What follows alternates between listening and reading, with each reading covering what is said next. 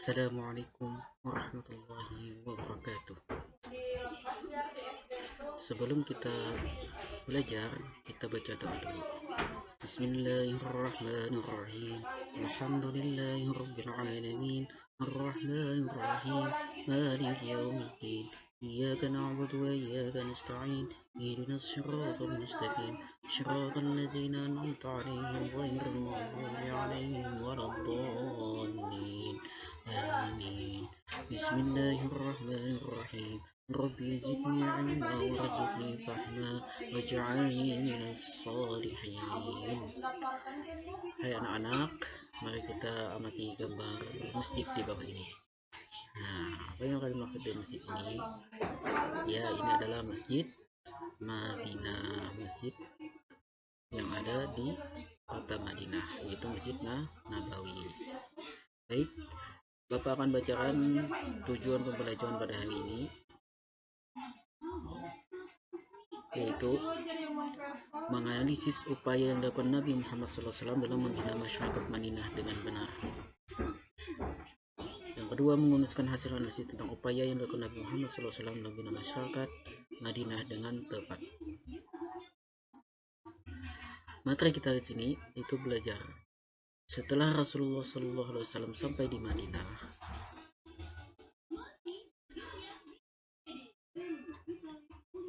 Setelah Nabi SAW tiba di Madinah dan diterima penduduk di Madinah, Nabi Muhammad SAW menjadi pemimpin penduduk kota itu. Ia segera meletakkan dasar-dasar kehidupan yang kokoh bagi pembentukan suatu masyarakat yang baru. Dasar-dasar dakwah Nabi. Pertama, ukhuwah Islamiyah, persaudaraan di dalam Islam. Nabi SAW mempersaudarakan individu-individu dari golongan Muhajirin dan individu dari golongan Ansar. Tempat-tempat pertemuan sebagai sarana terpenting untuk mewujudkan persaudaraan tersebut. Sarana yang dimaksud adalah masjid, tempat untuk melakukan ibadah kepada Allah SWT secara berjamaah yang juga dapat digunakan sebagai pusat kegiatan berbagai hal seperti belajar, mengajar, mengadili perkara-perkara yang muncul dalam masyarakat, musyawarah, dan transaksi. Hubungan persahabatan dengan pihak-pihak lain yang tidak beragama Islam. Strategi apa saja yang dilakukan Rasulullah di kota Madinah? Pertama, yaitu pekerjaan besar yang dilakukan Rasulullah dalam kota Madinah adalah pembinaan terhadap masyarakat Islam yang baru terbentuk. Yang kedua, dalam membina masyarakat Islam di Madinah, strategi dakwah yang dilakukan Rasulullah SAW antara lain. Pertama, yaitu membangun atau mendirikan masjid.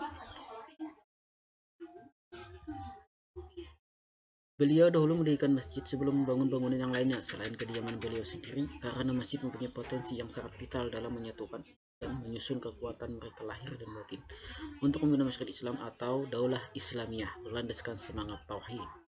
Masjid tersebut dibangun oleh Rasulullah SAW bersama kaum muslimin. Masjid ini kemudian dikenal dengan nama Masjid Nabawi. Yang kedua, mempersaudarakan kaum Muhajirin dan Ansar. Kaum Muhajirin yang jauh dari sanak saudara dan kampung halaman mereka diperang oleh beliau dengan mempersaudarakan mereka dengan kaum Ansar yang telah menolong mereka dan ikhlas dan tidak memperhitungkan keuntungan yang bersifat materi, melainkan hanya karena mencari keridhaan Allah Subhanahu wa taala semata. Sebagai contoh, Abu Bakar dipersaudarakan dengan Harith bin Zaid, Ja'far bin Abi Thalib dengan Mu'az bin Jabal, Umar bin Khattab dengan Itbah bin Malik. Begitu seterusnya, setiap kaum Ansar dipersaudarakan dengan kaum Muhajirin. Yang ketiga, yaitu perjanjian perdamaian kaum Yahudi. Disebutkan Ishaq Madinah atau Piagam Madinah.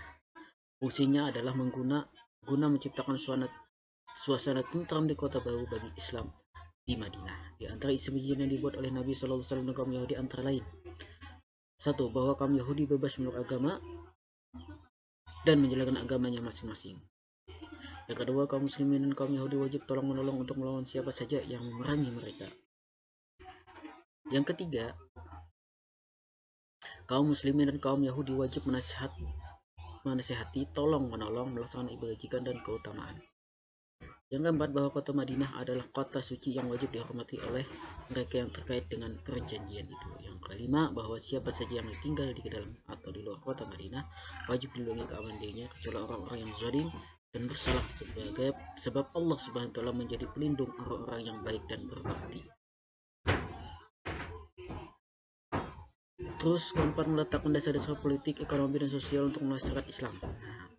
Dalam periode ini, perkembangan agama Islam di Madinah inilah telah turun wahyu Allah SWT yang mengandung perintah berzakat, berpuasa, dan hukum-hukum yang bertalian dengan pelanggaran atau larangan, zina, pidana, dan lain-lain. Dengan ditetapkannya dasar-dasar politik ekonomi selanjutnya, maka semakin teguhlah bentuk-bentuk masyarakat Islam, sehingga semakin hari pengaruh agama Islam di kota Madinah semakin bertambah besar.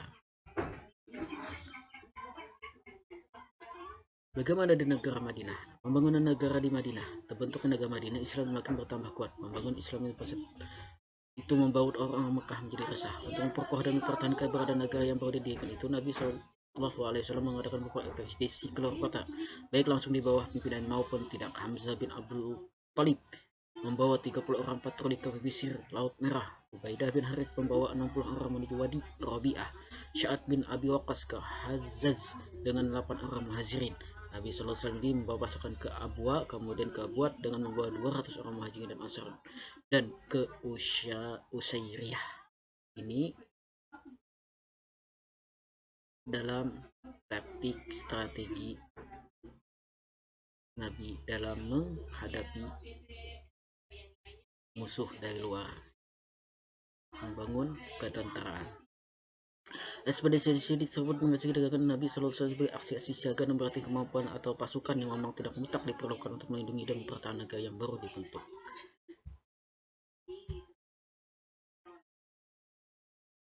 Selanjutnya kita bahas hikmah dalam upaya Rasulullah SAW antara lain. Pertama, dengan persaudaraan yang telah dilakukan oleh kaum muhajirin dan kaum ansar memberikan rasa aman dan tentram hikmahnya.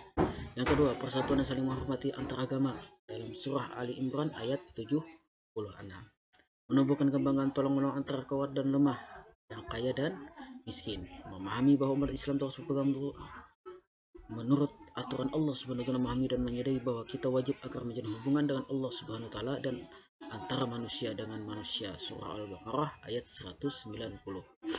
Kita mendapatkan warisan yang sangat menentukan keselamatan kita baik dunia maupun di akhirat, menjadikan Rasulullah SAW sebagai inspirasi dan motivasi dalam menjalankan agama Islam. Yang terakhir, terciptanya hubungan yang kondusif. Terus sikap apa saja atau perilaku yang tercermin dalam penghayatan terhadap upaya Rasulullah SAW di kota Madinah? Pertama, kita mencintai Rasulullah SAW dengan konsisten dan berkomitmen melaksanakan Al-Quran dan sunnah sebagai bukti merawat dan melestarikan ketakwaan. Yang kedua, gemar membaca buku termasuk buku-buku sejarah, khusus sejarah Nabi Muhammad SAW dan para sahabatnya. Selain itu, kita juga harus membaca buku-buku pembelajaran seperti Al-Quran, hadis, akidah, akhlak, fikih sebagai panduan kita dalam membina agama kita. Terus yang ketiga, memelihara silaturahim dan rukun sesama manusia, khususnya sesama manusia yang melaksanakan rukun Islam. Senantiasa berjihad di jalan Allah SWT dengan mengikuti petunjuk Al-Quran, bersikap sabar dan tidak merusak. Sampai di situ dulu pembelajaran ini. Kita lanjutkan dengan evaluasi analisis. Nah, kita berikan kelompok. Pada kelompok 1, berikan analisisnya apa yang dilakukan Nabi Muhammad SAW dalam membina masyarakat Madinah. Pada kelompok 2, masjid digunakan untuk apa saja. Pada kelompok 3, piagam Madinah digunakan untuk apa. Pada kelompok 4, apa hikmah yang terkandung dalam upaya Nabi Muhammad SAW dalam membina Madinah. Pada kelompok 5, sikap apa saja yang terkandung dalam upaya Nabi Muhammad SAW dalam membina masyarakat Madinah. Silahkan menganalisis. Nanti kita bahas sama-sama analisis yang kalian lakukan. Cukup sampai sini. Terima kasih. Wassalamualaikum warahmatullahi wabarakatuh.